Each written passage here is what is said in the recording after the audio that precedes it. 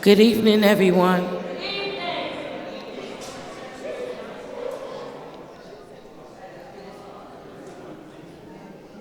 Good evening, everyone. Welcome. Excuse me sounding like a frog. My sinus is bothering me, but I'm here. That's the commitment that I have to this board. So I just wanted to explain why I sound the way I sound. My allergies is acting up. It just started yesterday. But for the love of my community, I pressed on. So I want to welcome everyone to CB5 monthly general board meeting. Thank you for coming out. If I start having a coughing attack, one of my executive boards, they will take my place till I run out, come back in. I want to call the meeting to order, and we're going to call the meeting to order with a roll call. Okay, before we start the roll call, I am Alice Lohman, the proud chair of CB5.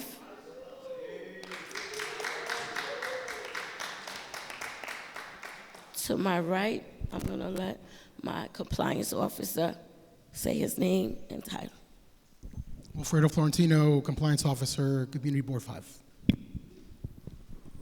Charles Bullock, Second Vice Chair.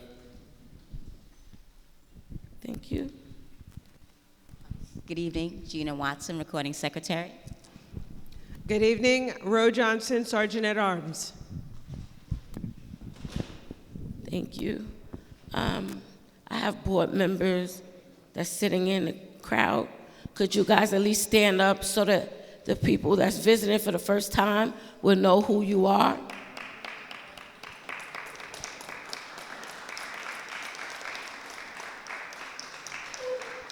Thank you.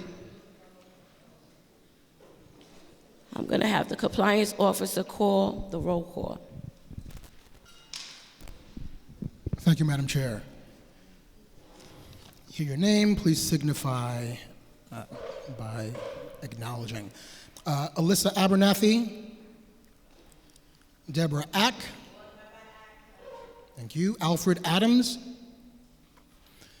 Amiria Allen, Shania Bell, Nydia Bonifant, thank you. Mother Bright, Alton Brown, Charles Bullock, present. Thank you. Natasha Cherry Perez, Juan Colon, Ethel Cooks, thank you, Ms. Cooks. Rachel Ellison, Dwayne Faison, Miguel Feliciano,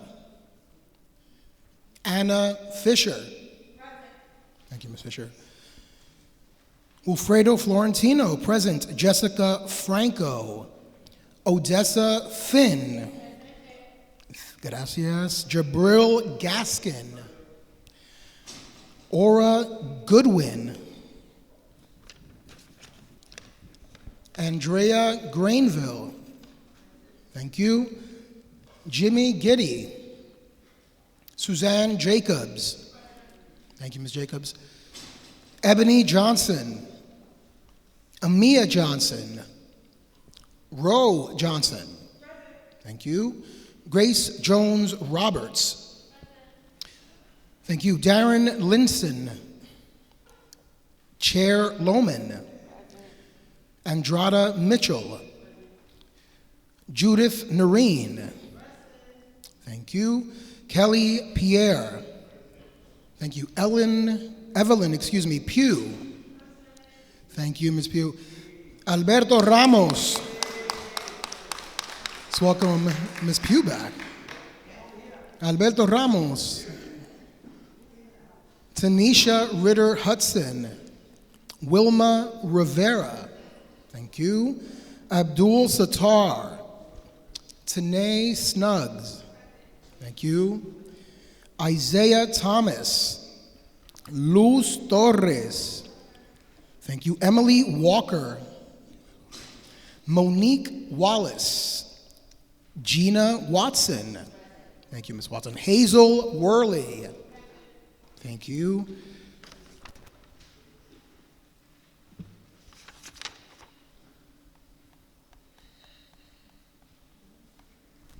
Madam Chair, we are short by 1 for quorum. Okay, with that being said, we're going to have our presentation. We have a presentation by Linda Tigani and Tyreek Washington from New York City Commission on Racial Equity. Can we have you guys come forward?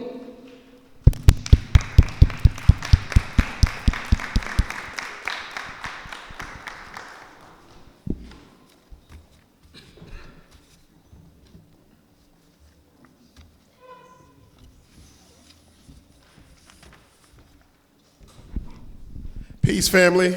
Good afternoon. Oh, come on, we could do better. My brother Paul Muhammad here. Good afternoon, everybody. It is such a pleasure and an honor to be here under the great leadership of my dear sister, Sister Alice Loman. Let's give it up for our chairperson. I say this in every space. She is a force to be reckoned with. We are so godly and duly proud to have her at the helm here at CB5. We see our good council member, Chris Banks, in the building as well. We appreciate him. Reached out to him and told him I was coming. He said absolutely he'll stop by. I think this is a critical moment. My name is Tyreek Washington. I'm one of the communications and political strategists for the New York City Commission on Racial Equity, which a lot of people don't know, and that's by design. New York City Commission on Racial Equity is an independent agency that over 1 million, particularly black people, black and brown people, voted in to have a charter referendum and amendment change that says that we want to have an independent agency look at how race shows up in the day-to-day apparatus of our city government. And so in 2022, after the uprising, that's what I call it, when black people took to the streets to demand that, 1, Black Lives Matter, which is deeply important, but 2, to say that we wanted an agency and an apparatus to not only look at racial equity, but look at it through the lens of a $127 billion budget, which is deeply important. See, we need to understand that racism, by its nature, is about power. Who has it and who doesn't have it?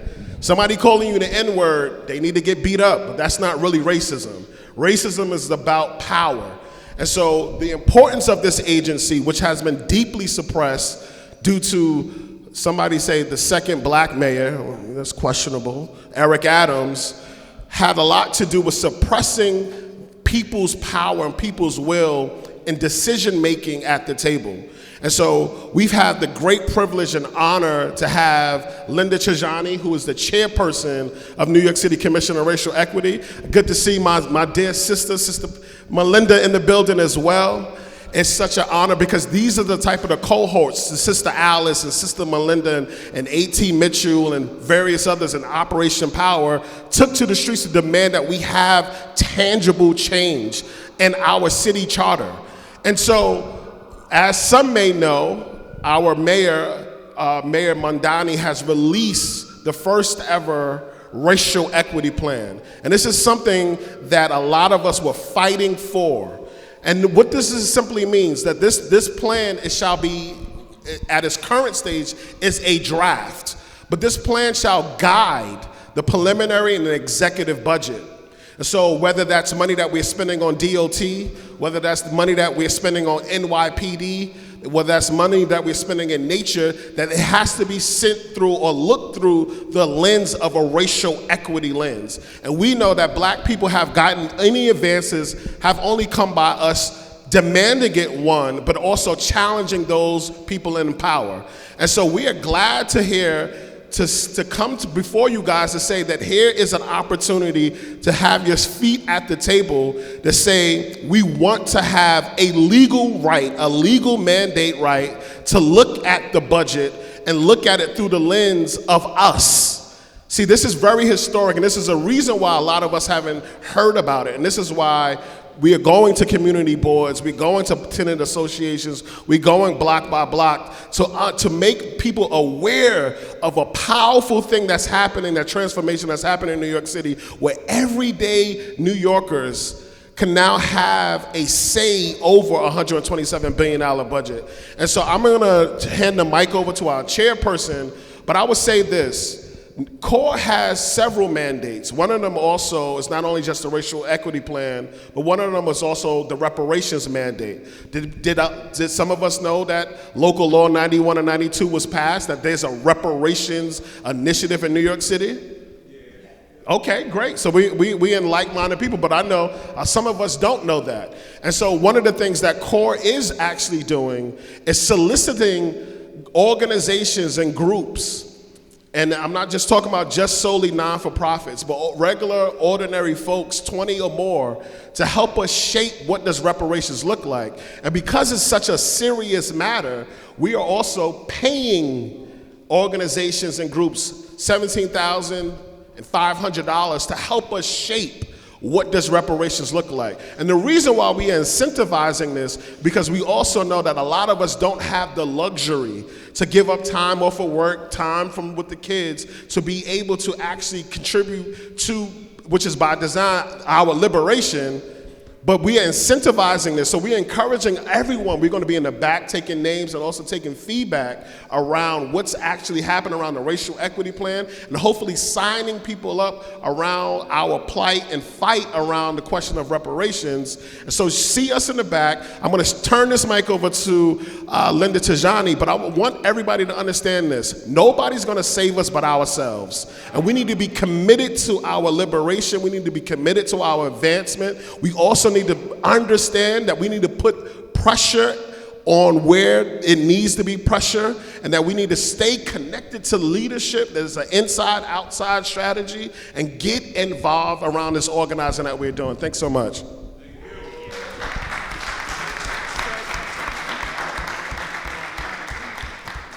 Great. Good evening, everyone. Good evening. Thank you so much for sharing some time and space. Thank you, Chairperson Alice Lohman and Melinda and the team here. It is truly an honor. This is the very first stop on our 5-borough-based tour. So Brooklyn, I know y'all are going to do it the best as a Brooklynite. I know we're going to be able to really shape this plan. One thing to know, the most important piece about this plan is that it is truly a draft, and so this is the time for you to say what it is you need and whether or not the plan meets your needs. So I have, and I'm going to be in the back, I've got these worksheets, and what I've done was pull out the agencies that the community board has identified is a current focus. So HPD, our housing, our development, making sure that we're getting not just affordable housing in our communities, but more specifically affordable to the definition that we have, not the definition that the city has.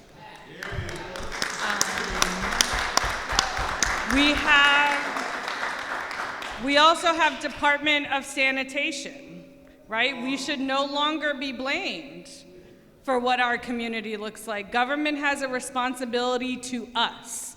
And so they have a plan, and we want to make sure that it meets your needs.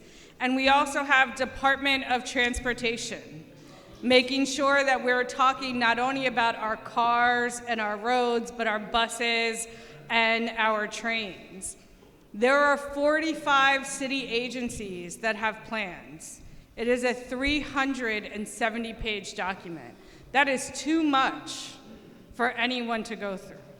So we pulled out what is it that the agencies want to do in the next 2 years.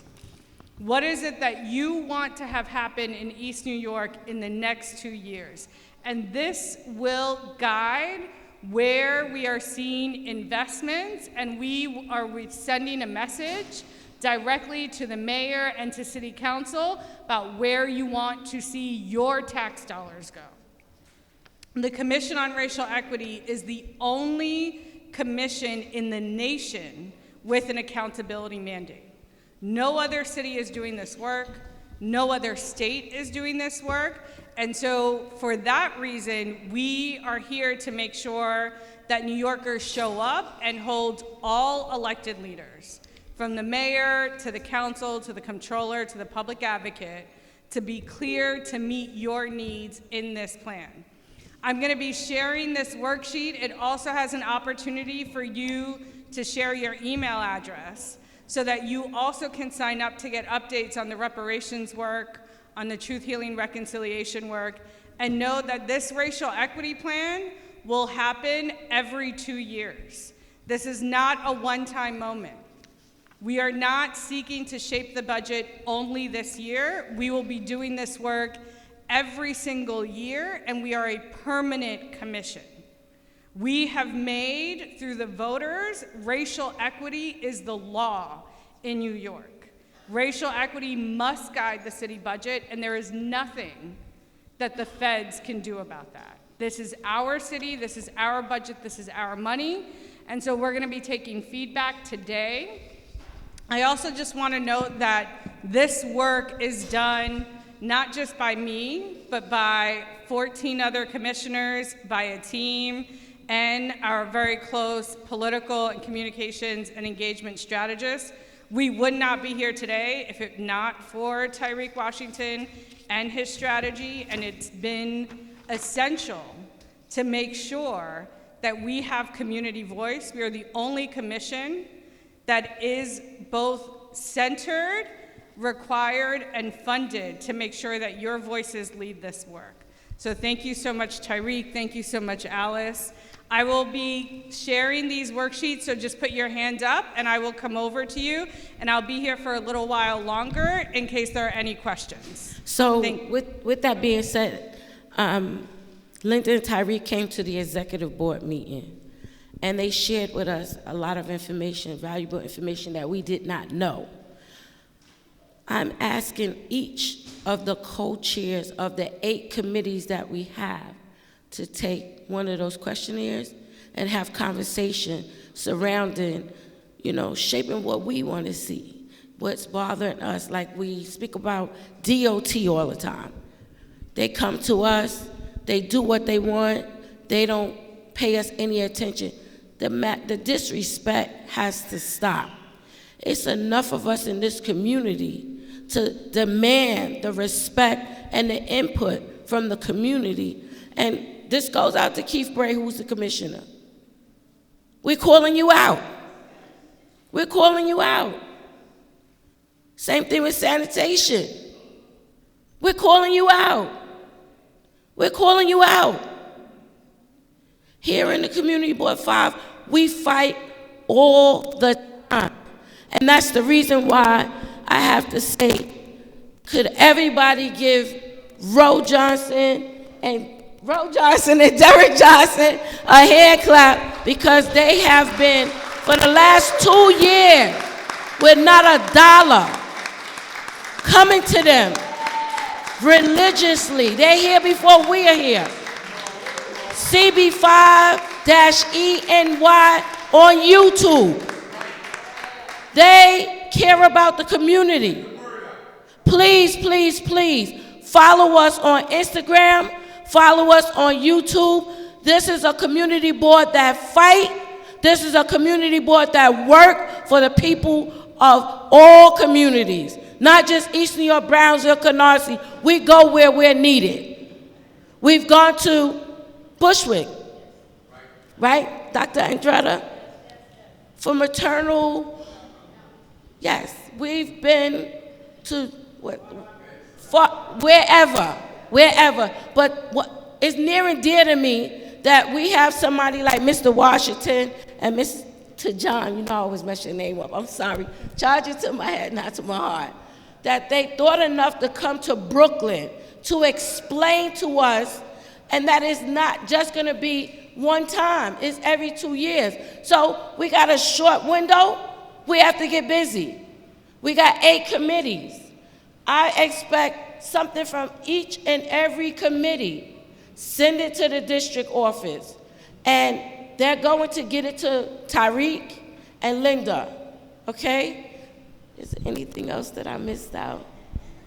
When the chairperson speaks, you just listen very dearly. We thank y'all so much. Please come to the back. Those that want to be connected, and listen, by law, we only have 30 days. We are already about 17 days into this process. This is a sense of urgency, and it's by design that you only get 30 days. They don't want us to do this work, so we ask that you have a sense of urgency about this, and we thank you so much for even allowing this space. We appreciate y'all. Love y'all.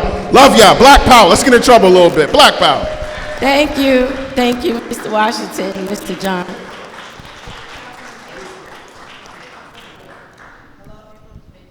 We now have quorum.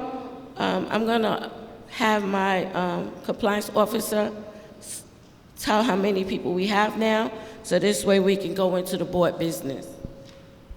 Madam Chair, we have quorum with 24. Okay, so we have quorum, so we can do board business now. I will entertain a motion to accept the approval of the agenda for April 22nd, 2026. 22nd. April 22nd, 2026. Thank you, Ms. Ack, and it's second by Ms. Fisher. All in favor? Aye. Any opposed? Any questions? Any amendments, addendums to what happened on April 22nd? So the ayes have it. We're going to move forward with that. I'll entertain a motion to approve the minutes for March 25th, 2026.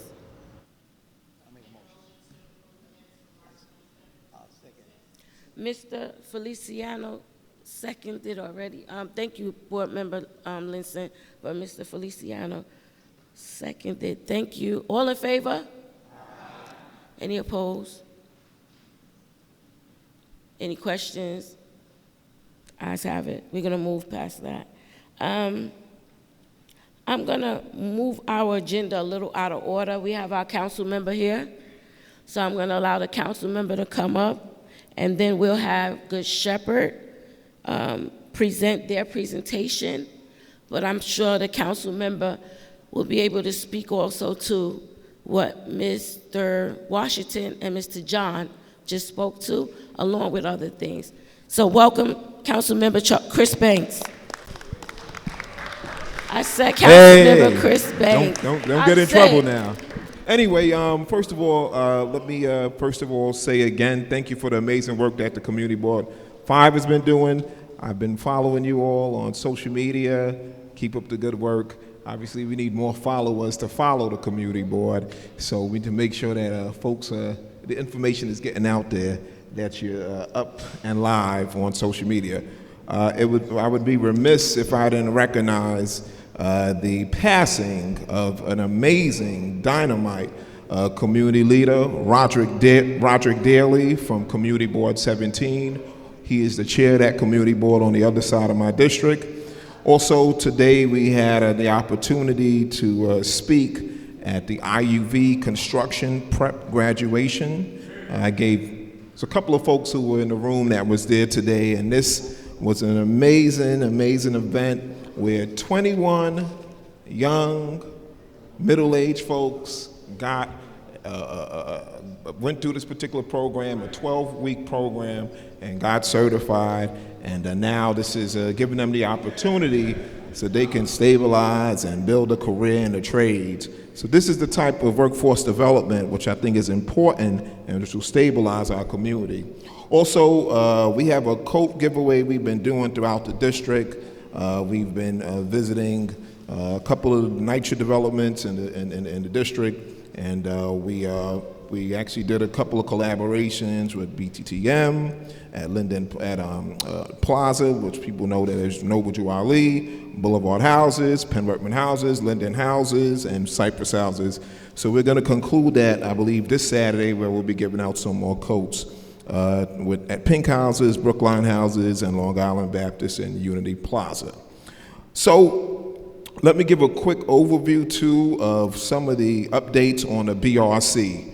In my first budget, I was able to secure $160 million to demolish the BRC.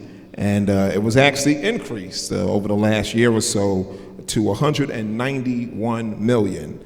But a lot of folks know that that particular community center has been closed for the last 5 years. And what we don't want that $191 million to get lost in the sauce. We know there's issues. We do have a budget deficit that does exist, but we've been making it clear to the commissioner, to the administration, that that was a promise made, and you got to keep that promise. So we brought the commissioner out to the district. We had a roundtable discussion with the seniors at the BRC, some of the staff, some of the other park advocates, community board. 16 showed up. Their district manager showed up, since it's on that side, in that particular community board. And we made it clear to the commissioner that we need that community center. We want it demolished, we want them to start the project, and we want them to move forward with it. That particular community center is a lifeline to so many folks, whether it's East New York or Brownsville. So we want to make sure that that commitment is made and that commitment is kept. As well as, I took the commissioner on a tour to take a look at Woodruff Park. Woodruff Park is the more southern part of the district, and back of Pink Houses. And if you know that park, it is in complete, utter disrepair. And as we were going through the tour, we realized that the cost, well, let me say the numbers have already been out there. It's going to cost about $9 million of capital monies to really rehabilitate that particular park. But what we're saying is that money shouldn't have to come out of my capital pot.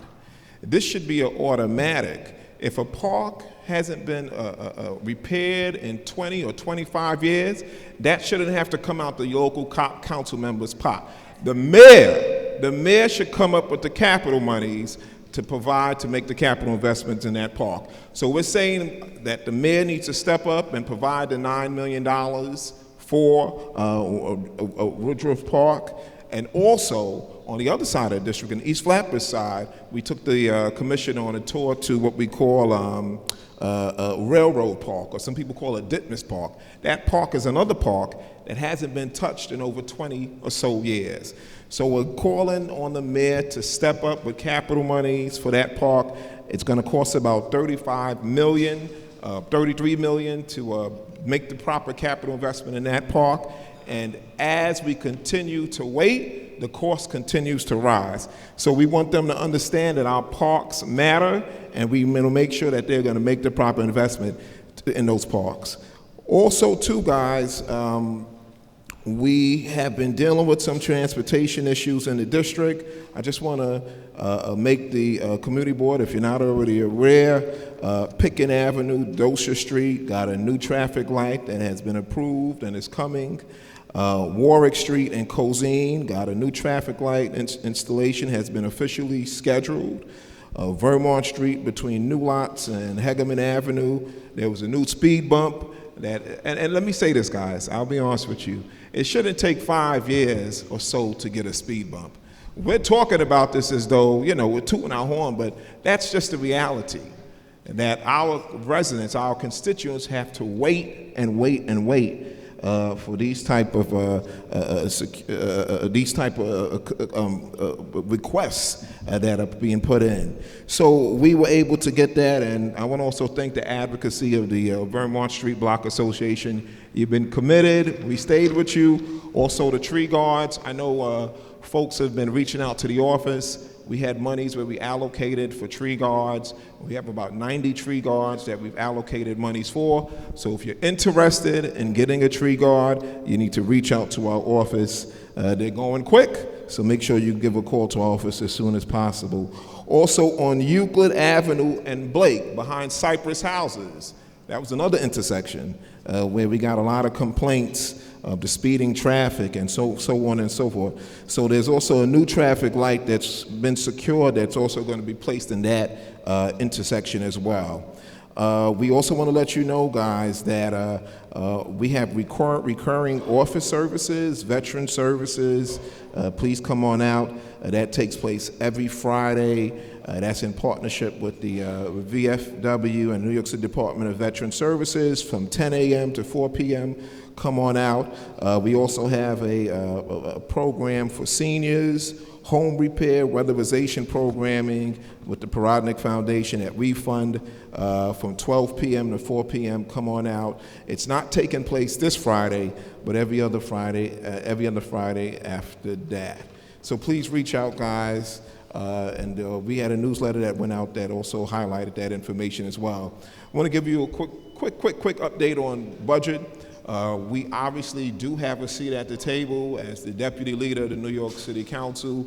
We are working day in and day out on investing in our schools and parks, which I talked about earlier, investing in our hospitals, our health clinics. We have delivered for Brookdale in my first 2 budgets. I delivered over $1 million to Brookdale. Obviously, there's more money that's needed. We also delivered for Gotham Clinic, and I think Brother Paul was at the check presentation. We gave them close to $2 million. We're gonna check the imbalance. We also, this year, we told them to give us a wish list of capital needs, and they did give us a wish list, so we're gonna knock off 2 of those items that they have. And so our commitment is to continue to invest in our infrastructure, our senior centers, our youth programs, supplemental cleaning. We're going to continue to champion those issues because those are the issues that matter the most to our community. And we're going to continue to also, too, have conversations about increasing funding for community boards. As a former community board member, and I think I served on the community board for about 15 years or so. I got on the community board 2003, 2004, left the community board 2018.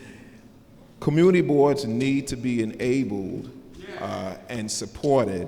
So one of the things that has been called for, and some of the things that we're having conversations about, is possibly baseline funding for community boards. And I think that is important. Y'all should give that a round of applause. You don't want to clap for it.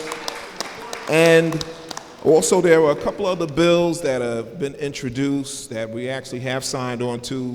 There's a bill in the City Council where they're talking about incentivizing community board members. I think they're talking about $100 as a way to incentivize community board members so they can, give them some type of stake outside of them living in the community, but a way to get them to come to community board meetings and keep that attendance going as well. So, guys, there's a lot of work to be done.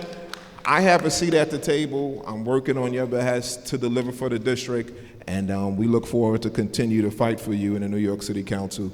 Thank you so much. God bless you. God keep you. Mr. Banks, Mr. Feliciano, I want to ask you a question. Hi, how you doing? Good evening. As far as concerned, I'd like to get your opinion on that. Well, we support CORE. I mean, Tariq, they did an amazing job with getting it in the city charter. So it is obviously the law of the New York City, and we're going to work together to address some of those inequities that exist. And as he did say, listen, it's about the dollar. Yes. And if we're not connecting our social ills, especially when it comes to black folks, if we're not addressing that and we're not connecting it to the dollar, we ain't doing diddly squat. So we're going to continue to support. We're looking forward to having this budget hopefully reflect that. Again, it's we're there. I'm a member of the Black Caucus. We're there fighting, and that's what we're going to continue to do. And also, too, when we talk about CORE, we got to talk about NYCHA, because NYCHA is nothing but black and brown folks in public housing. So we have to talk about how do we stabilize, how do we preserve the oldest affordable housing stock in the entire city, and we don't continue to sell it off and privatize public housing like they're doing right now. Under this mayor, we had a budget that increased funding to privatize public housing, and he divested monies from traditional Section 9. So obviously, we're making the argument that we need to put more money to preserve Section 9. And you can't, let me tell you this, NYCHA is the only affordable housing stock we have in the city where if you become unemployed, you can't afford to pay your rent, you will not be evicted. Yes. If you live in a Mitchell-Lama, they're going to drag you into court. You name it. Every other form of a subsidized housing that exists, NYCHA is the heart of real, true, affordable housing, and we can't allow them to come in and experiment with it and put profit over the people when you bring in these private developers, you bring in these private management companies, and it's a big get-rich scheme, because we're seeing that right now in Boulevard houses, Linden houses, Penn Workman houses. We're seeing it, where you're talking about close to $1.2 billion that has been spent to quote-unquote revitalize these developments, and they're dealing with mold and leak issues. It's a mess. So we need this mayor to understand, don't forget NYCHA. NYCHA is ground zero. Thank you. Thank you. Thank you, Councilmember Banks. We're going to call Good Shepherd up to do a presentation on their programs and services in East New York. Is Good Shepherd here?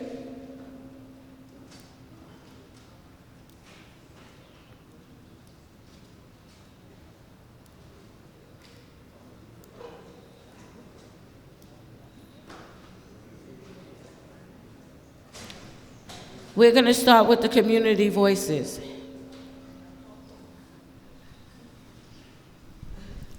Thank you, Madam Chair. I will be calling the names off the list. You have 2 minutes. There will be a timer right in front of you that will tick down. Please do not get ahead of yourselves and just follow the timer. First name on the list is Alan Gamboa. Alan Gamboa. Yes, sir, 2 minutes. Over here at this mic, please. Oh, this. And we can clap for him. Mr. Gamboa. Mr. Gamboa, change. Mr. Gamboa. Excuse me, sir. Sir, change. We're going to go over here now. It's a great suit jacket. We want to see it walk around. It's nice. The suit jacket's nice. Good evening, everyone. My name is Alan Gamboa. I'm a member of Community Board 4. They don't make me walk back and forth like that over there, but it's okay. I love coming to Community Board 5. This is not my first time here. I love seeing how you do things. It's always inspiring, really, and I got to get more people in CB4 to come over here and see what you're all doing, because it's incredible work. I'm here today to introduce myself as a candidate for State Committee in Assembly District 54, which is Southeast Bushwick and parts of East New York, north of Pitkin, sometimes as far down as Sutter. I've been involved in my community for a very long time. I was a high school teacher for 10 years in Bushwick and Brownsville, and I've been involved in my block association, reviving it, bringing it back, and throwing our annual block party. And I was very active in Mayor Mamdani's campaign for mayor in Bushwick, East New York, and Brownsville, once again. I never really thought that I would run for office, but community leaders like Council Member Sandy Nurse asked me to do so, and I always like to answer a call. When the community asks me, I like to respond. So I've been doing that together with her. As you might know, this is also known as District Leader, State Committee. Each district has 2 people of different genders, so Sandy and I are running together as a slate. We are endorsed by Borough President. Hello. Oh, sorry. I told you that we cannot endorse. Oh. We cannot speak about that. I'm sorry. I told you what you can do is you can say who you are and what it is that you're doing, but not that who you're being endorsed by. I apologize. Because it gives people the notion that the community board is backing a specific candidate, and we can't do that. My mistake, I misunderstood.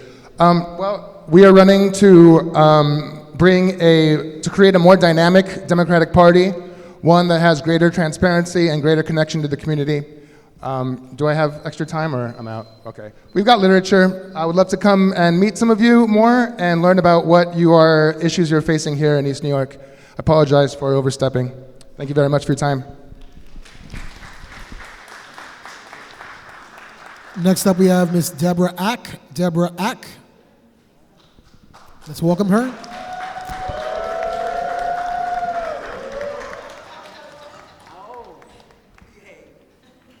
Good Good evening, everyone. You all know who I am, Deborah Ack. Today I'm here to talk to you about the Conduit Corridor Plan. I'm asking, tomorrow there will be an in-person meeting at PS 159 that's located at 2781 Pitkin Avenue.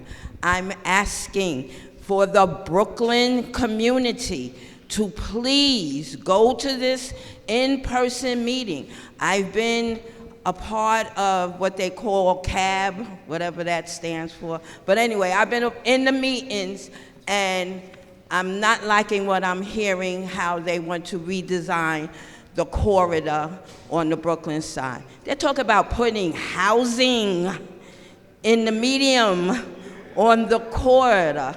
Are they out of their mind? Housing? How are we going to prevent our residents, our community people, from getting hit by a car that's flying down or coming down the conduit? Not only that, they're talking about, you know, the conduit is north and south. They're talking about merging the north with the south on one side and expanding the medium so they can build housing. But what East New York needs is green space. So I'm asking you all to please attend this meeting tomorrow evening. I'm sure there are flyers like this more so in the back. Please go out and speak up your voice. You are East New York, you are the Brooklyn side. Because trust me, CB10 will be there. That's the Queens side. And they're trying to push the housing on Brooklyn so that they don't have to do it on the Queens side, because we know they don't want development in Howard Beach. Thank you. Thank you, Ms. Ack. Next, we have a former board member, Dwayne Frankson. Come on up.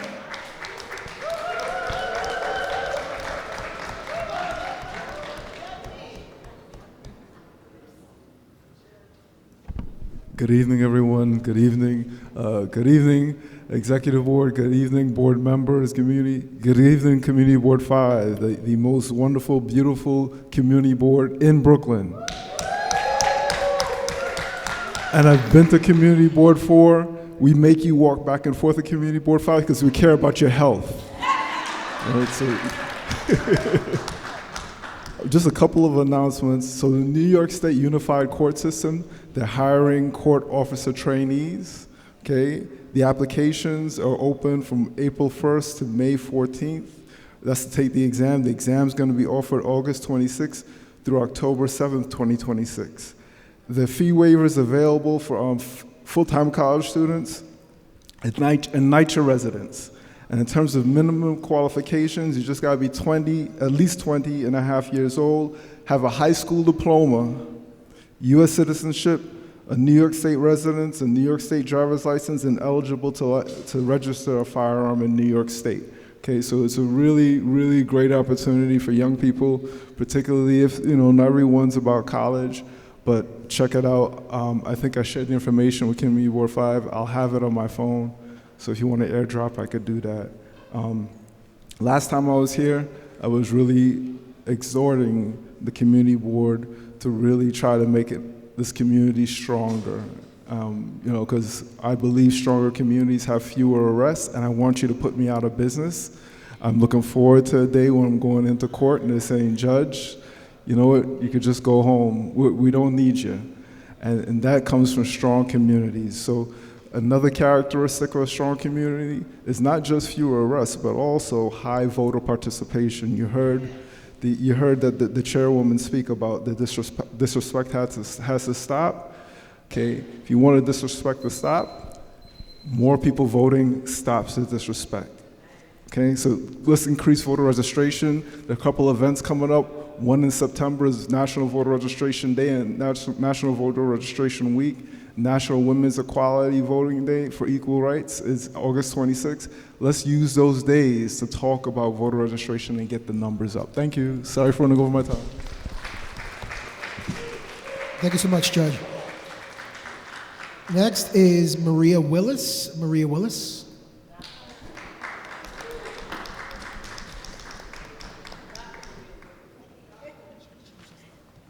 Good evening, good evening. I am Dr. Maria Willis, and I have just one announcement. CP Unlimited is having Brooklyn wheelchair clinics, and these are complimentary cleaning, sanitation, and repairs services for wheelchair. So it's for people with developmental disability, it's for veterans, it's for seniors, and anyone else that uses a wheelchair.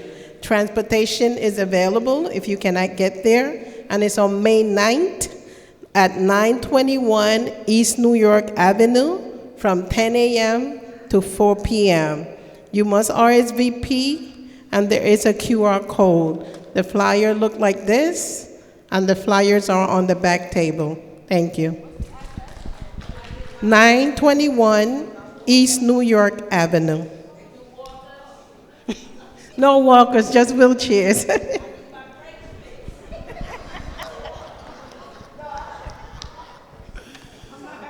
Thank you so much, Dr. Willis. Next up is Kelly Pierre. Kelly Pierre.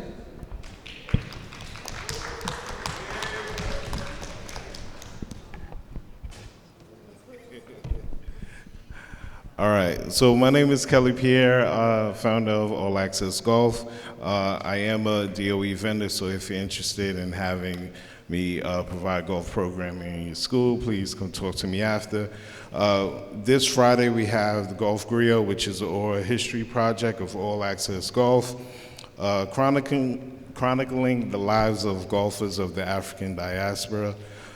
This month we have Vernell Bennett. He is the founder of United Black Golfers Association.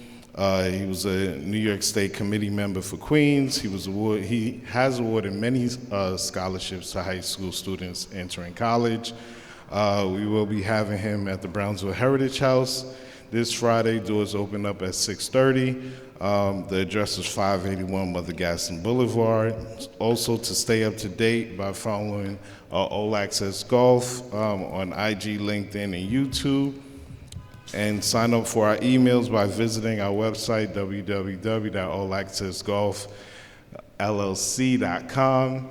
And another, I want to add this since I got like 50 seconds left, that when we talk about racial equity, right, public golf courses are not, most public golf courses are not accessible in New York City due to transportation hurdles, right?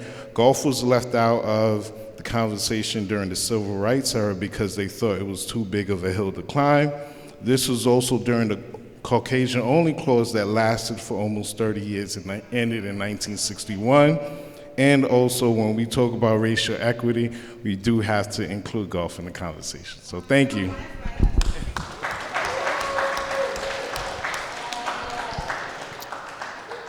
Thank you, Mr. Pierre.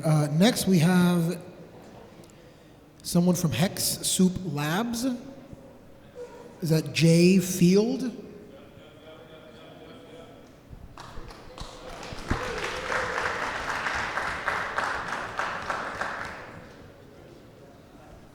Good afternoon, everyone. I hope everyone's doing great. It's been a while. My name is Terrell Belfield. As you all may or may not know, I'm a founder by experience, a technologist by trade, and a community advocate by lifestyle. So if you want to know more about me, heard anything about me, then let's talk so you can hear it from me. So that's just a quick introduction. So today I'm here to bring you a product that we've been working on. So everyone has talked about equity, access, keeping things in the community, having things more for us. So I'm running a free pilot for anyone who does have a small or medium-sized business. So if you accept payments, if you interact with customers face-to-face, small mom-and-pop shops, we have a payment rail. So it's basically a way to accept payments without Visa or MasterCard to save people fees. So right now, if you have a small business, you get hit with fees for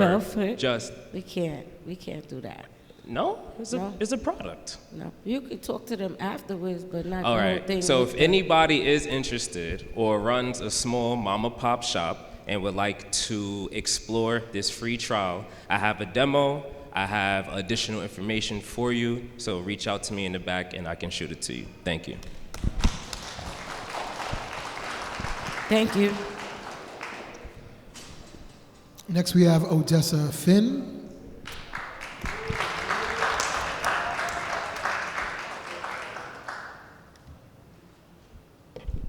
Greetings, CB5. I'm going to speak to you from two different hats, and I'm watching the time. I have a foundation, me as an individual, not a member of the board, called Aurora Midwifery Foundation, and I'm offering a community wellness event. It's a virtual breathwork and meditation session. It's 1 hour. It is on May 9th. I have a QR code here for you to scan if you're interested. It is free of charge, and it is virtual. In the session, you can expect to learn about understanding toxic stress in the body, how breathwork and the immune system work, and meditation for overall health. And this is a move for us to have community health, because when we can regulate our own nervous systems, come on somebody, we regulate the nervous systems of the people around us, and we want to be a well community. I'm taking off my Aurora Midwifery hat. You can scan the QR code. I'm going to hold on to it because I don't want somebody to think that it's, for taking away, I only have one. I'm putting on my land use hat, and I want to say, home and deed theft has become the sexy, hot topic. This is not new. This has been going on for a long time. And the way that people are getting got, this sensationalism about deed theft, being people's deeds being signed away, that is part of it. The other part is being scammed. Remember on Canal Street when they did the 3-card Monte, they had the shell game? This is how people are getting got in the shell game. So my advice to you would be, do not sign anything.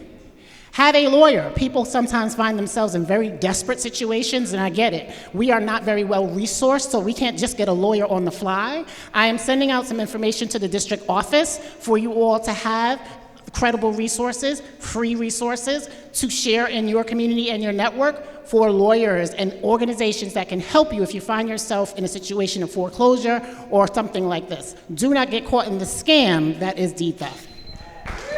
Thank you. Ms. Finn, thank you for that. And I ask that you share that virtual event with the district office so that everyone can get it in the community. And also, just talking on the vein of deed theft, today, Councilmember Osei got arrested for standing up and supporting his constituent, along with our Councilwoman Sandy Nurse. She was there with them. So what Ms. Finn is saying is relevant, and we have to get the message out to our community. Okay? Thank you. Next, we have Annalisa Defoe. Annalisa Defoe.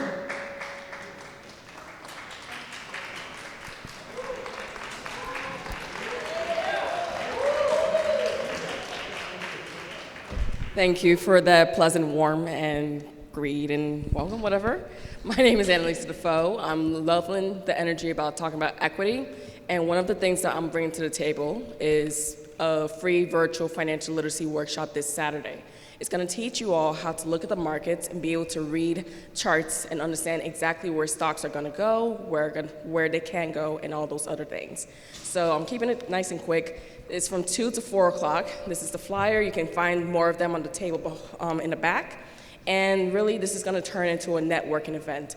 My goal is to connect as many community organizers and leaders so that we can build community and build wealth at the same time. It's time we start funding our own programs while still using other people's money, because that's exactly what we're supposed to be doing. But what happens when we can't get the funding? What we see right now is going on. We need to find other ways to take care of ourselves, because I've heard it already earlier that we're all we got, and that is true. So please join. Do yourself a favor. If you got a 401k, 403b, you want to care about your children's futures, building up their college savings accounts and all those things, just home ownership, everything's related. Make sure you get out, get it, and join it. It's a Zoom call, 2 hours. You don't have to stay the whole time, but you won't leave this feeling the same way about finances again.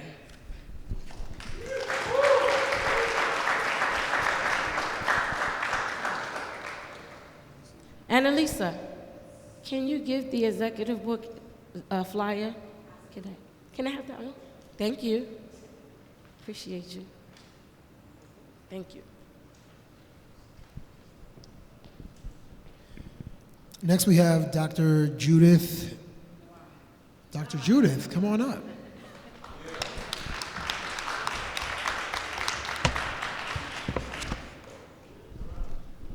Good afternoon, everyone. My name is Judith Narain. I work for Volunteers of America Domestic Violence, and I'm coming to you guys to let y'all know that domestic violence is happening right in our community. And it's not only a female issue, men are being battered also. So it's not just a female, men are being battered. But the percentage is very low because men don't speak up, and society criticizes when a man say, I have been abused. And we have to stop that.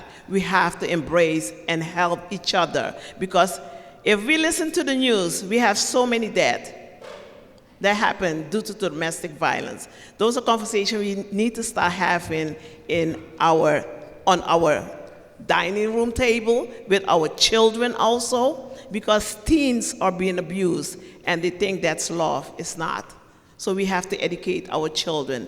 So I work with Volunteers of America in East New York. We have shelters in Brooklyn, Queens, Manhattan, and the Bronx. If anyone experienced domestic violence, for the ones that know me, my phone is on 24/7 because I don't want to miss a call that someone needs help and there's no one there for them. So I'm that person. So my number is 646-897-0944. I have been in East New York for a while. Some people know me that I do domestic violence, and I'm a type of person, you don't have to go to the shelter. Sometimes someone needs someone to talk to. Don't be embarrassed. It could happen to anyone. It doesn't matter who you are, what color, what degree you have. It could happen to anyone. And also, I know I have 3 minutes. We're having a walk to Saturday, Denham Walk, and we have flyers. The Community Council Board is involved. Chris Banks is involved. Andretta Mitchell, New Hope Church is involved. So it's a collaboration of everybody in the community come together, and we're gonna assemble at Jefferson. I have flyers here for anyone that's interested. Thank you, madam. Thank you, everyone. I'm sorry. Thank you so much. Next we have Charles Bullock.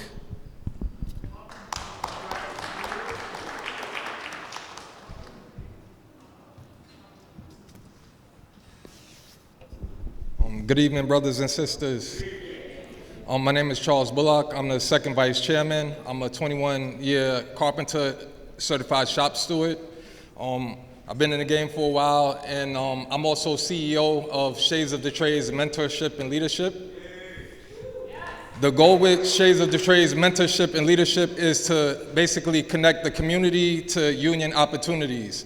So I use myself to empower other brothers and sisters of the community so you could get to these opportunities. The qualifications to become a carpenter, you have to be 18 years old, have a high school diploma or GED, have the willingness and energy to work. So I came to give you information on our next info session.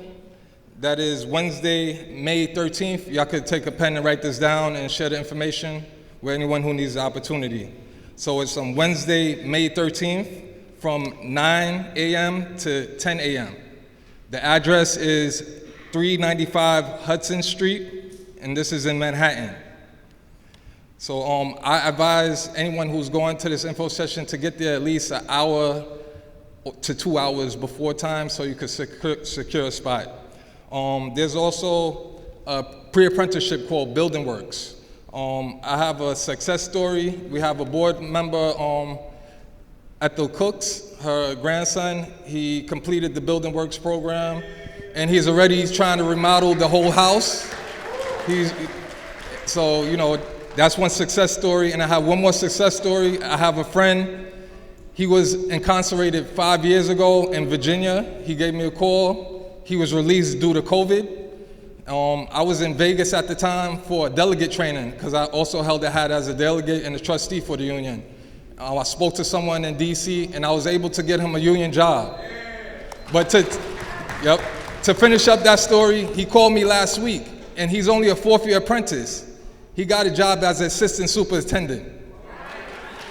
So he didn't even finish an apprenticeship yet, and he's already has a job as a superintendent. So that's what gives me the energy to do this every time, to see the success of our brothers and sisters. Thank you. Thank you, Mr. Bullock. Next, we have Mustafa. Mustafa talking about Juneteenth. Come on up.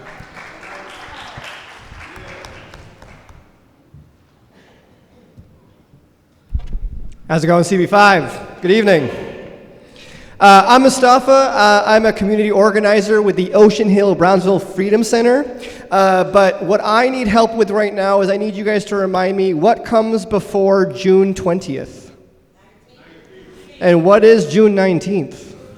Juneteenth, absolutely. So on June 20th, actually, it is going to be that Saturday. Juneteenth, New York is going to be having their parade and festival for Juneteenth. And everyone here, I really picked the perfect day to actually plug this. I heard everyone before me, and I'm sure there are more others out here in the crowd, nonprofits, organizations, businesses. What we are looking for and what we are trying to do with this event is, one, celebrate the radical history of Juneteenth. Just celebrate the actual nature and commemorate Black liberation, and as well as we've been talking about, providing community support and building connection and power. So we are currently looking for community partners to show up to the event. Just show up, present yourself, and be there. This will be June 20th. It'll be from the morning to the night at Gershwin Park. I can provide the address. I have a QR code for you to sign up to be a community partner. We're looking to reach 60. We're already around like 20. So please, please come talk to me. I'm back there. I'll be somewhere back there with a QR code, or if you're just curious. By the way, this event, if you haven't been before, has a show out of around 2,000 people on a yearly basis. So if you want to be seen, come out and be seen. Otherwise, I really hope to see you there. I yield my time. Thank you so much. Next, we have Dakota from Habitat for Humanity. Dakota?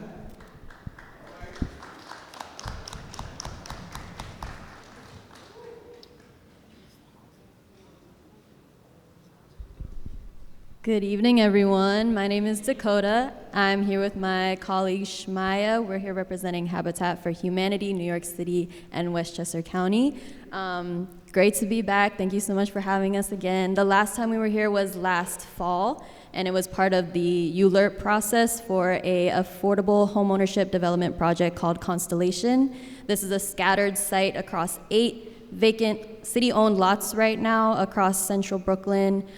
Each of those is going to be turned into now affordable home ownership developments. And we heard a lot of the concerns from the community when we were doing our ULERP conversations, and those concerns were implemented into the final designs. So we're really excited about that. And I just wanted to share with you those 3 changes that were made because directly from community feedback. Number 1, there are more units overall. The total number of units increased by 12% from 96 to 108 units. Thank you, thank you.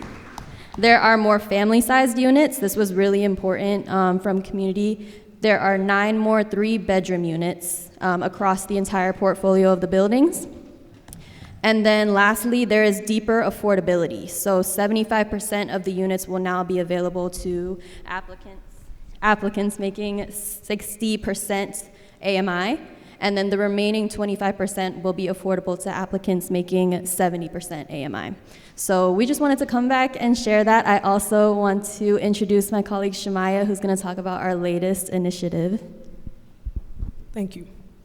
Thank you all for allowing me to be here today. I'm honored. Again, my name is Shemaya McQuaig. I'm the Volunteer and Community Engagement Senior Associate with Habitat for Humanity, NYC in Westchester County. I'm excited to announce that we have relaunched our Community Impact Program, Those of you that know us, we have in the past had a program called Brush with Kindness. We have revamped, and our community impact program focuses on partnering with communities on painting projects and landscaping, as well as murals and other aesthetic improvement projects. So we're here to announce that we've launched it, and if you're interested, please come see us. I also want to add that these services are free. Yes, you heard me correctly, free of charge. So if you are interested, please come see us. I have some business cards. We also have flyers in the back. Please get in touch with me or my colleague if you have any referrals or recommendations with the district, with this district that fits the criteria. Again, please reach out so we can set up a site visit, and I'd love to work with you all. Thank you. Thank you. And lastly, we have Alberto Ramos. Alberto Ramos.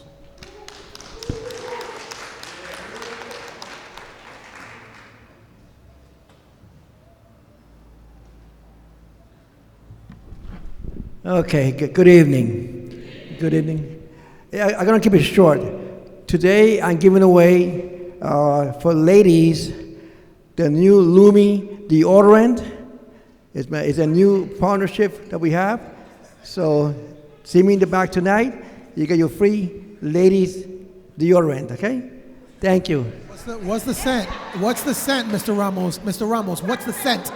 ¿Qué es el olor? El olor. The scent is baby powder. Baby powder. Baby powder. Sounds unisex to me. Baby powder.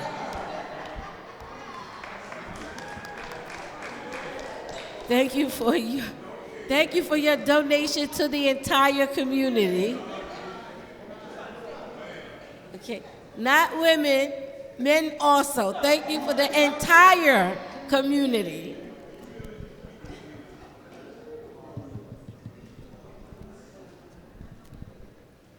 I'm not feeling well today. My sinuses is crazy, so I'm gonna have my compliance officer call the elected officials as well.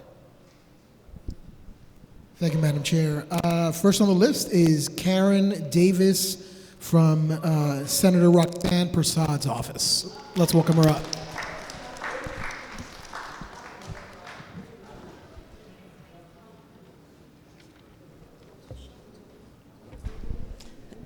Good evening, everybody. Thank you for having us here today. My name is Karen Davis, and this is new staff member Itmar Klein. I'm just here to announce there's a big education college fair that's happening tomorrow at Thomas Jefferson, where possible students could get college financial aid, career readiness, trade schools will be there also. There'll be some workshop. It's in partnership with New York State Senator Julia Salazar, Assemblymember Lucas, Chris Banks, Sandy Nurse, as well as New York State Education Department, and a whole lot of other organizations. The flyers at the back. Again, it's at Jefferson High School, and the event starts for the public from 3 to 5:30. As well, I'm also here to announce after Senator Prasad is also going to be having a pre-Mother's Day event giveaway for women. Husbands can come out, get stuff for their wives. That is going to be at her office, which is at 1222 East 96th Street. And the event starts from 11 a.m. to 2 p.m. on Saturday, May 2nd. If you need any assistance with anything issues you may have, you can call the office. The telephone number is 718-649-7653. You do not need to make an appointment. Just come on in or call. Thank you very much for having us. Thank you so much, and send our regards to the senator. Next, we have Renee Trotman from Assemblymember Walker's office.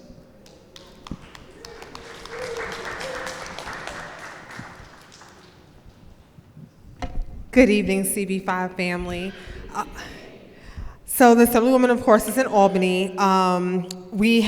This month we have our Your Health Matters series for Minority Health Awareness Month. So the next one is this Thursday at 6 p.m. on her Facebook Live.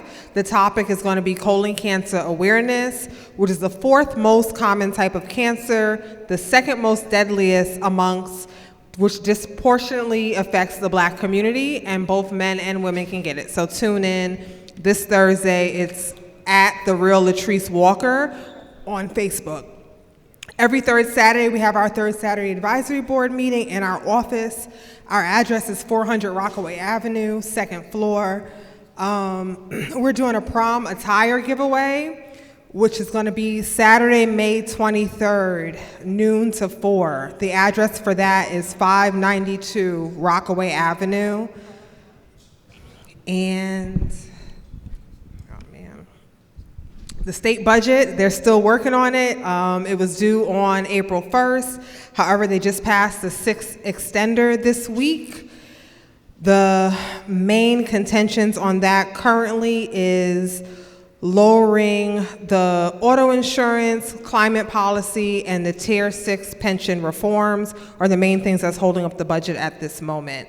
If you have anything that you would like added to our newsletter or to receive our newsletter, please email our Director of Communications, Rob. His email address is more, MOORER,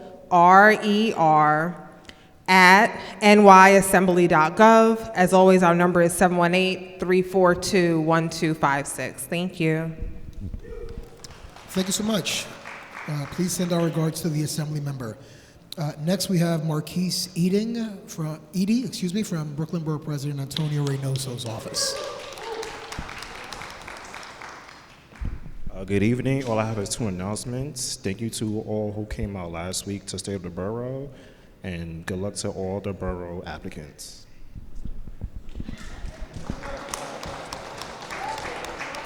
Thank you, Marquise.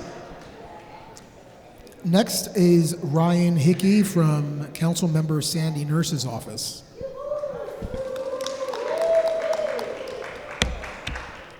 Good evening, folks. My name is Ryan Hickey. I'm the Chief of Staff for Councilmember Sandy Nurse. So a few updates. I know last fall we came here to discuss a bill that we have called the Community Opportunity to Purchase Act. We are currently editing it, but we plan on reintroducing that bill later this month, and we also plan on having a virtual briefing for the Land Use Committee and the General Board here in the next few weeks. I also wanted to highlight something that was discussed before on deed theft. So the council member was there today, and if anybody has experienced or is experiencing or knows somebody who's experiencing deed theft, please come to our office. We have free legal services every once in a while, I think twice or bi-weekly, and we can give you free legal referrals to folks who are really good at untangling the complex issue that is deed theft.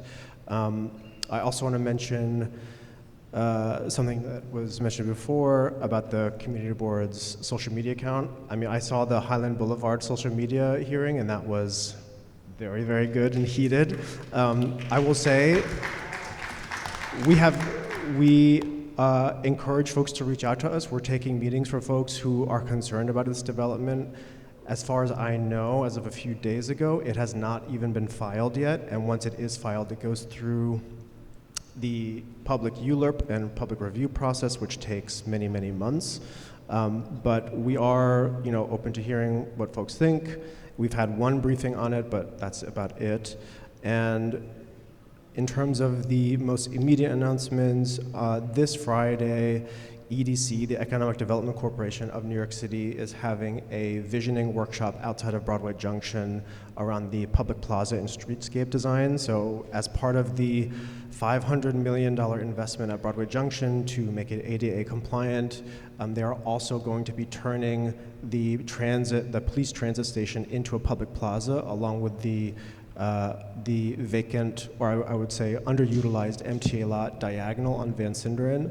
And both of those things are going to be two interconnected public plazas, and EDC is going to be outside of Broadway Junction this Friday from 11 a.m. to 3 p.m. to hear from folks on what that looks like, what that should look like.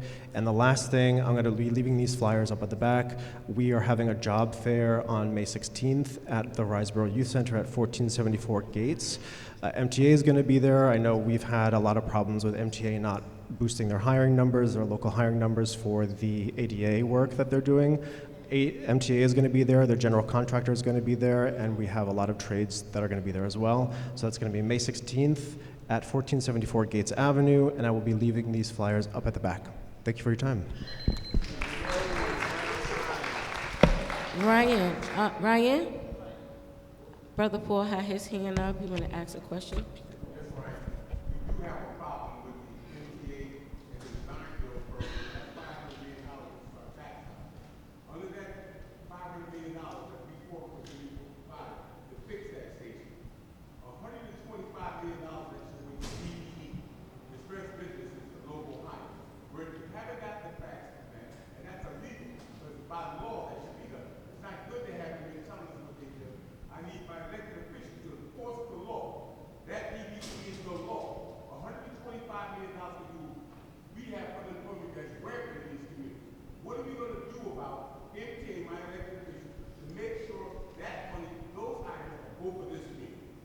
Yeah, that's a great question. I mean, we have these monthly, as you know, we have monthly accountability meetings with MTA, and Senator Brisport was on that meeting 2 days ago. I mean, as a city elected official, there's no oversight we have over MTA. We have chewed them out at land use hearings in the city council whenever we have forced them to come there, and we have lobbied to and included our state officials there. Beyond that, there's very little direct power we have except public pressure. So we have used as much public pressure as we can, and there's always room to do more, to force the MTA to hire local residents. Right now, it's really pitiful. They've only hired 10 local residents as part of this job. 10 local residents. Paul, we can't hear you. Go over there so we can hear you.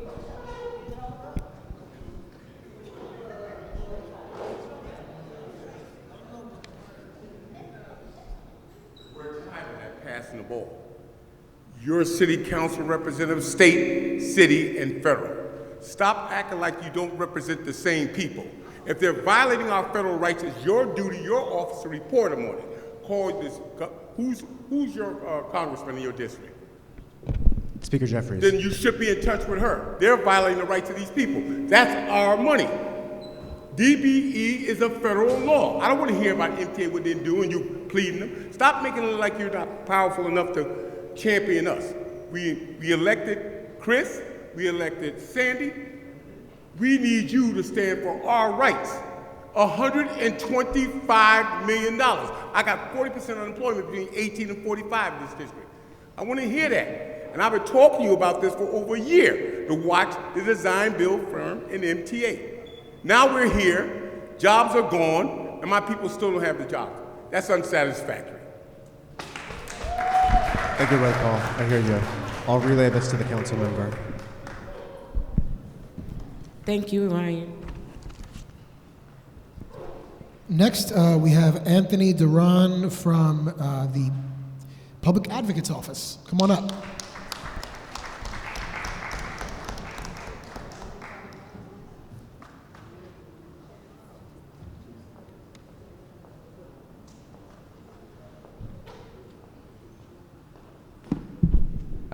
Good evening, everyone. It's a pleasure to be here.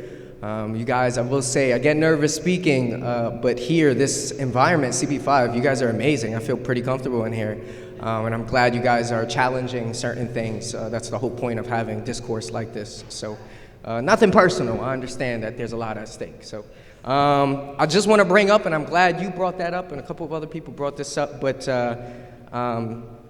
this morning, Councilmember Chiose and 4 community members, so not only council member, but also 4 neighbors, were subjected to force and arrest by members of the NYPD while standing up to protect the neighbor from deed theft. And I'm gonna drop her name. Her name is Carmela Sherrington, okay? What should have been an act of community care and accountability instead became a moment that raises serious concerns about how justice is carried out on the ground. This incident is not isolated, and I would like to say that what happened to Ms. Sherrington is she's the only person dealing with that. That would be alive. I said that. It's a stark reminder of the systemic challenges we continue to face when it comes to housing security, community protection, and equitable enforcement. It underscores the reality that standing up for our neighbors can come at a cost, and that the fight for fairness and dignity in our communities is far from over. So let this moment ground us, not discourage us. Jemani does like to say, let us not look into the dark. We can look at it for a little bit, but do not stare into the darkness. It should sharpen our focus, strengthen our resolve, and remind us why this work matters. There's a long road ahead, but it's one we must walk together, and with clarity, purpose, and persistence. So with that being said, let me go and do my office updates. I'll try to make it brief. 136, all right, let's go. So just to let you guys know, the Public Advocate launched a Build a Budget, an interactive tool sorry guys, I guess I need glasses. An interactive tool where New Yorkers can attempt to balance city spending and explore revenue options, demonstrating the needs to increase revenue by taxing the richest residents in order to preserve city services. New Yorkers can try to build a budget today at advocate.nyc.gov/build a budget. Sorry, I just want to go over everything. Okay, just some legislative updates. 58, cool. The Public Advocate worked closely with the Street Vendor Project to establish the Office of Street Vendor Services. This initiative will help the city's smallest business owners navigate obstacles to licensing, inconsistency in enforcement, and regulations, providing vendors with the support they need to survive and thrive. Having pushed for over a decade to build infrastructure for a safer city, the Public Advocate joined the mayor in announcing the new Office of Community Safety. After years of advocacy, the city is challenging old ideas and advancing new ones, helping to reshape our systems by building innovative solutions.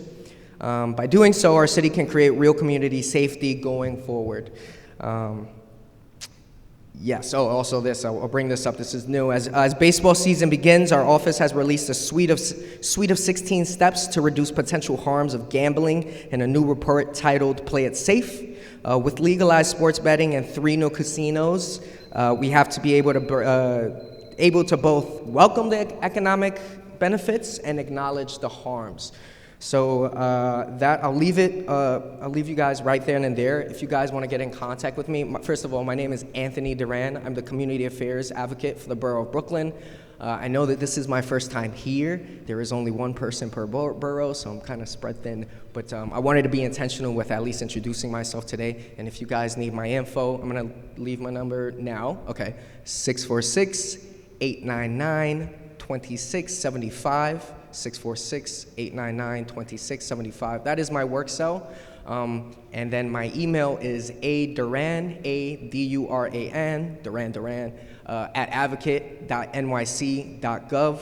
And just also, I want to just emphasize, if it's any case-specific issues, I can't necessarily help you with that, but I'll take you to our constituent services team, and I'll make sure to bring that up to them. So thank you so much. Thank you for having me. Thanks.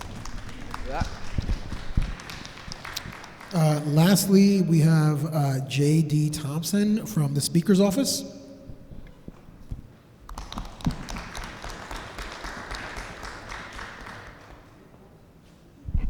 Good evening, everyone. Thank you for having me. This is also my first time here as well. I am a Brooklyn resident. I've lived here for about 7 years, in New York City about 15 years. Been working for the Speaker's Office here relatively recently, so this is why this is my first stop, actually. I am the Speaker's LGBT liaison, but I also focus on education issues, higher education issues, along with the Committee to Combat Hate Crimes.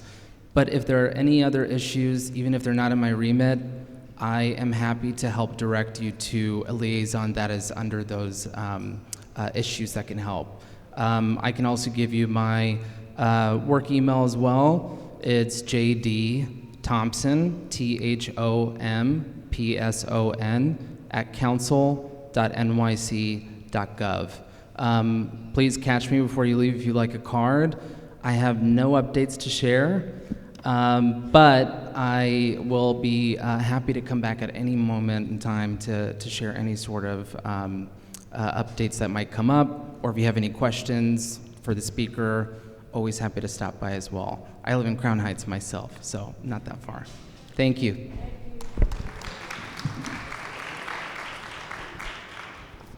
Last call for Catholic Charities. Good Shepherd. Last call for Good Shepherd. Okay. We have voting items, transportation and TLC. Ms. Fisher.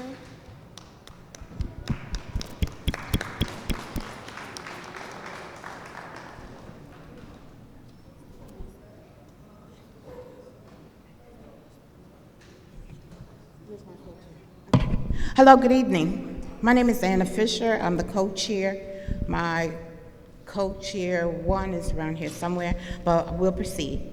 The committee's recommendation to full board. The Transportation and TLC Committee voted in favor of the renewal for 810 cost service base and highlighted the following information. The committee requested more information on the claims of third-party vehicles being utilized that were not licensed, and the following was shared from 810. There is an app that other vehicles are using called Lemo system. They alert fleets that are not attached to the base. When there are no 810 cars available to pick up a call, they dispatch the vehicle to the location. 810 has ensured that they do not utilize third-party vehicles, and they have no control over the app itself and how it picks up the calls that come from across the dispatch. Therefore, the committee voted in favor of a base license renewal for 810 car service, and we recommend that the board vote in favor of the committee's decision. Thank you. Also, I just wanted to quickly add, hello, good evening everyone, Juan Colon, co-chair Transportation Committee. We had a robust series of presentations yesterday or Monday at our monthly Transportation Committee. Are you giving a committee report, or are you asking for, because this is a voting item. This is a voting item right now. This is only vote. Okay, all right, I apologize. I'll say that for later on then. Sorry. Okay. Apologize. You heard from co-chair Anita Fisher, the voting item for 810 car service. We don't have to do a roll call vote. We're going to do unanimous consent. All in favor of giving 810 car service? All, I know.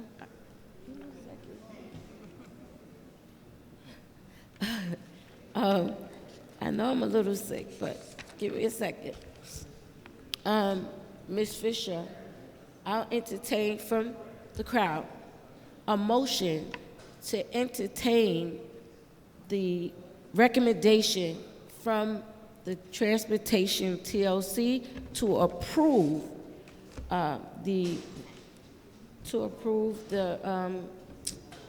letter of support for 810 car service. Ro Johnson is making the motion, and Mr. Feliciano is seconding it. Any questions? All in favor? Any opposed? Any abstentions? The ayes have it. Thank you. Ms. Fisher, last month there was another car service that you spoke about. You spoke about Brothers. What happened with Brothers? Okay. All right. Follow up for me and let us know. Thank you. Parks and Sanitation. Who's here for Parks and Sanitation? Emily? Do you have the information? Okay. Thank you. Good evening, everyone. My name is Emily Walker. I am a member of the Parks, Sanitation, and Environment Committee. I am pinch hitting for my fellow committee members on the voting item that is on the agenda this evening. We were presented originally in March, and then again at the April board committee meeting for a request for a resolution from advocates from Beyond Plastics. They are asking CB5 to enact a resolution in support of Senate Bill 1464, which would enact the Packaging Reduction and Recycling Infrastructure Act. The bill summary, which board members can see on their committee report, the bill would enact the Packaging Reduction and Recycling Infrastructure Act to require companies selling, offering for sale, or distributing packaging materials and products to register with a packaging reduction organization to develop a packaging reduction and recycling plan. So in short, the goal is to reduce single-use plastics in New York. This is a state-level bill. And the committee's recommendation to the full board is that we vote in favor of the request and make the recommendation to the full board to submit this resolution in support of Senate Bill S1464.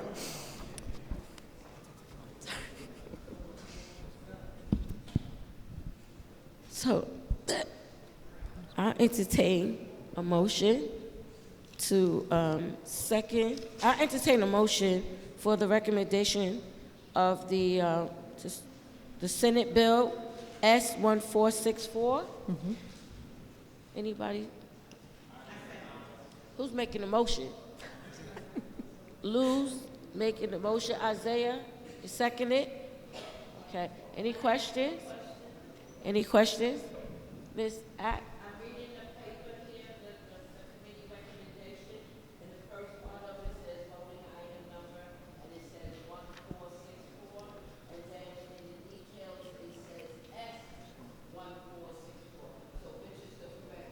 I believe when it is relating to state Senate bills, the S is put in front of the number. So I think the S in the second reference just refers to the state Senate. It's a typo. Okay. So all in favor of supporting this bill and giving a resolution from the community board? Aye. Any opposed? Any abstention? The ayes have it. Thank you, Ms. Thank Walker. you.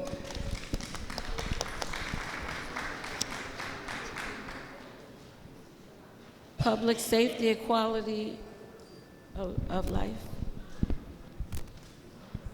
I just want to also say that we had the Q team here earlier from NYPD.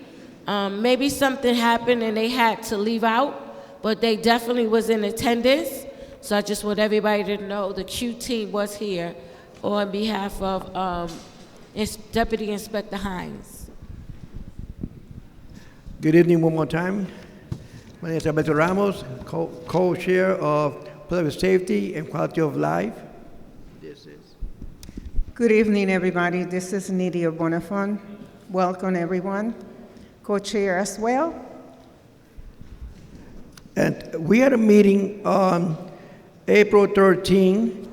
The people, the Linia Benefort, Albert Ramos, Darren Linson, Grace Jones-Roberts, Monique Wallace was present, so we did have quorum.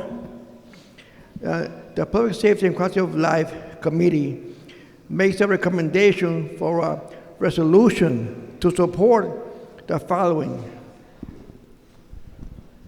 Monthly report to New York State Liquor Authority to identify what SLA applications were voted on and what the board recommendation is on the application. Second one. 1 second. Board members, please, please, please have a seat.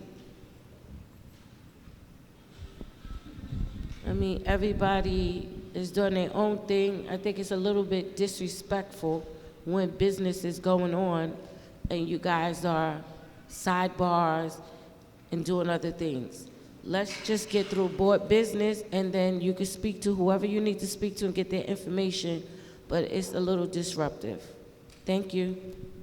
I will repeat it again. Resolution to support the following. Monthly report to New York State Liquor Authority to identify what the SLA applications were voted on and what the board recommendation is on the application.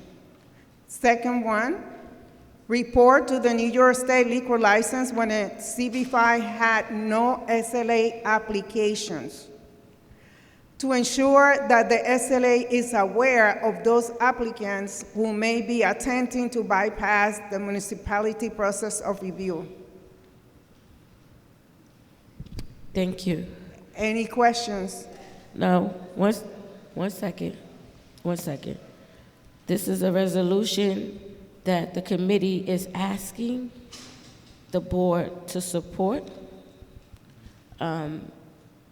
I first want to go in order to get a motion, and then second, and then I'll ask some questions afterwards.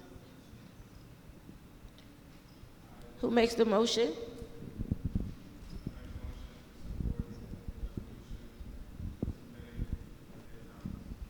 Thank you, Isaiah.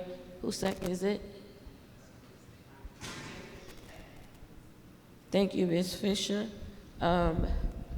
Any questions for Mr. Ramos and Ms.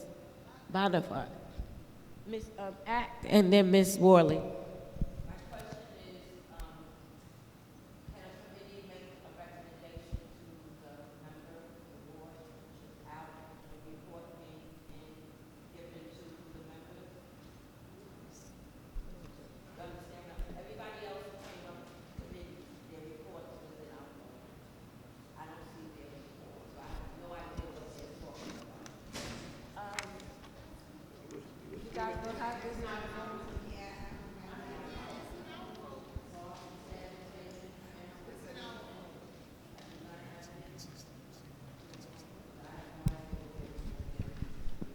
Okay, we'll do a better job at making sure everybody have the recommendation. I know they was giving it out a little while ago, so maybe they missed you guys. So going forward, we'll make sure that everything that we vote on, that is in everybody's folder.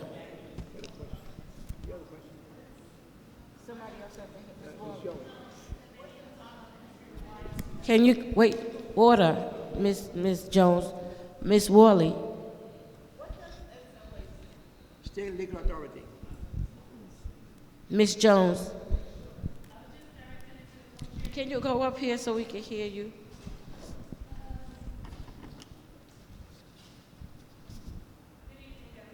Grace Jones-Roberts. I also sit on the committee as the secretary.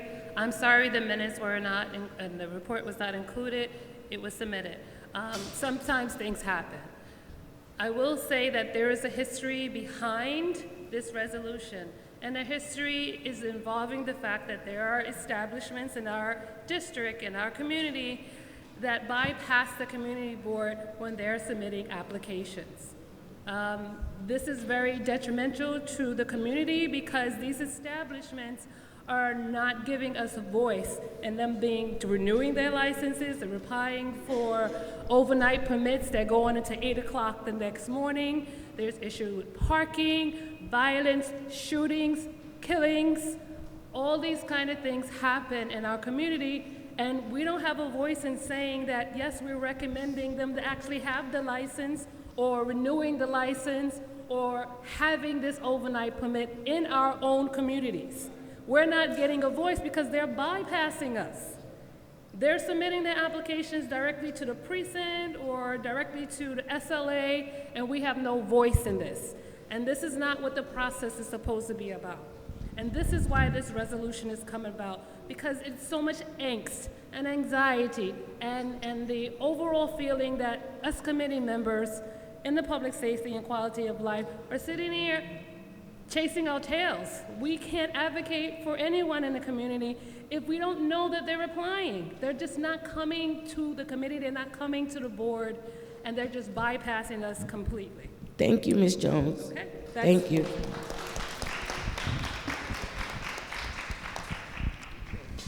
So Ms. Jones is asking us to support the resolution, and she was just giving some backdrop of what's going on, the reason why they're talking about doing this resolution. We've been fighting this battle for years, how people get licensed and they don't come to the community board and they go around us. So this resolution is one that is needed, and we already made the motion, we already seconded, we already had our questions.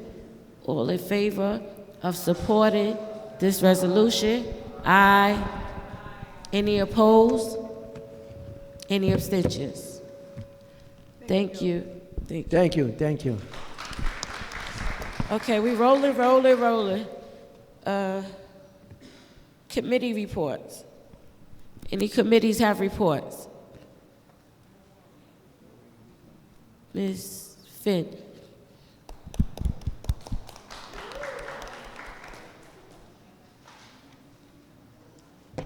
Greetings again. So the Land Use and Housing Committee was informed by a couple of residents actually, from our Highland Park neighbors that there is a development being proposed there.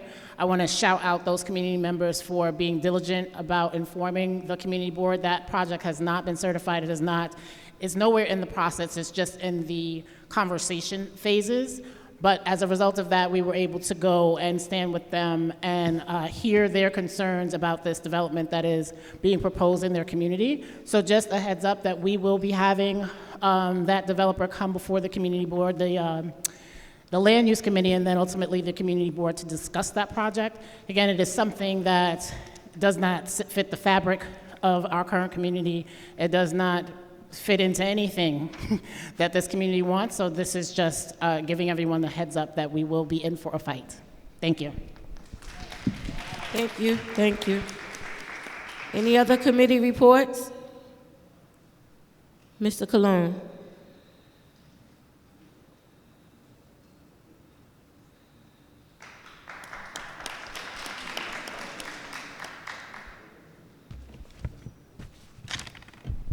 Good evening again, everyone. Just like I was trying to say before, out of turn, but I'll say it now. There's a lot going on in our community, in our district, in terms of the transportation committee. The MTA and the DOT laid out 3 presentations. One of them was for the Linden Boulevard traffic and bus improvements project, and the other one was for the Flatlands Boulevard safety corridor project, and lastly the Interborough Expressway IBX community briefing. So I just wanted to encourage everyone, if you just Google NYC DOT Flatlands Avenue or Linden Boulevard, or if you go to Google NYC MTA IBX and you go down to the documents section, you will find all the information that we were given in our committee meeting, and there's going to be presentations being presented next month because they are conducting workshops and more presentations for the general board starting next month, and particularly the IBX, even though it's going to be right in our backyard on May 30th, which is a Saturday, at the high school, formerly known as Gersh on Van Sicklen and Linden. You can go as early as next week to Jackson Heights, because they're going to be going around to different boroughs and different neighborhoods along that proposed site. So we encourage everyone to give everyone their feedback, and yeah, that's all I had to say. Thank you. Thank you.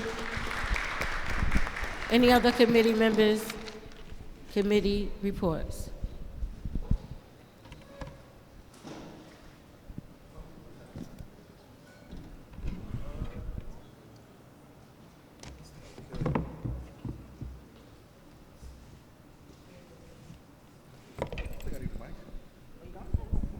Can everybody hear me?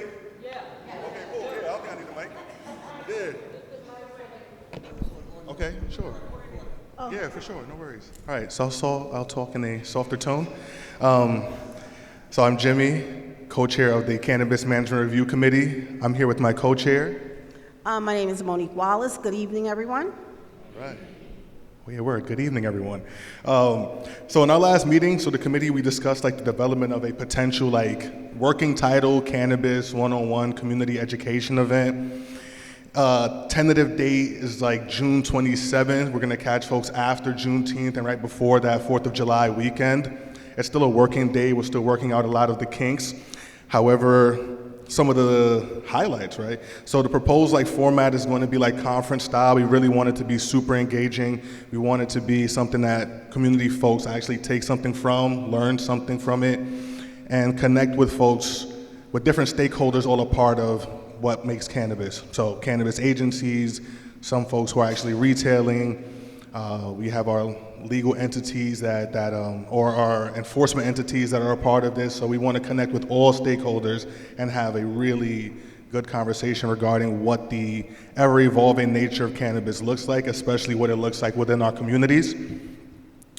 So I spoke about the purpose, but yeah, some of the intended outcomes, so more informed about what cannabis policy and practice looks like, less confusion about what legality and enforcement is, and really speaking to folks about the illegitimacy of some of the cannabis shops that really are prevalent within our communities, and better connected to relevant services, opportunities, and partners. Cannabis is a business, it's a booming industry. It's one in which that's affected disproportionately our communities, and we understand that as this continues to grow, folks may want to get involved. So it's about creating or showcasing what legal pathways exist to getting involved. But yeah, that's it for me. Thank you. Okay, I just want to clarify that because I've heard it's been said that, the Cannabis Committee, we're just approving, weed spots. It's not that. This committee works diligently to try to make sure that there are legal cannabis shops in our community. It's not easy. The guidelines change all the time. And we're trying to be community partners, so just bear with us because guidelines change all the time. 1 minute this is allowed and the next minute it's not. So if you have specific questions that you want to ask the co-chair, Jimmy, myself, or any of the members on the committee, come and ask us. We're here. Thank you. Thank you. Any other committee reports? Okay. Real quick, I just want to let you guys know that I represented CB5. Phipps Houses had their groundbreaking for the third phase over there on Atlantic and Chestnut, 239. The building is beautiful. Myself, the borough president, and Miss Nurse, Sandy Nurse, they invited the community board and they opened the third phase. They also said they're gonna add another phase. So what I'm gonna do is reach out to them to see if they could set up something so that we could kind of do a tour like we did at 50 Penn. So I just want to alert you to that. I met with the director at Cypress Hills LDC, who is Michael Johnson. He's taking Michelle's place. He would like to host us for next month over there for our general board meeting. He would like to be a community partner. He asked that we send the flyers to them as well, and Cypress Hills will also reproduce our stuff, and I think that's a blessing. So next month, we're looking to have our general board meeting at 276 Chestnut. Okay, March 19th, we had our meeting, the executive board meeting March 19th, and at the executive board meeting, it was stated that we will have the next executive board meeting in April on the Friday, because Thursday was the State of the Borough annual meeting. And everyone who was in attendance agreed that we would have that meeting the following Friday, well, for the month. Instead of it being on the 17th, that Thursday, we had it on Friday, the 18th. So I just want everybody to know, sorry for the little mix-up, but we did agree that the meeting will be that Friday.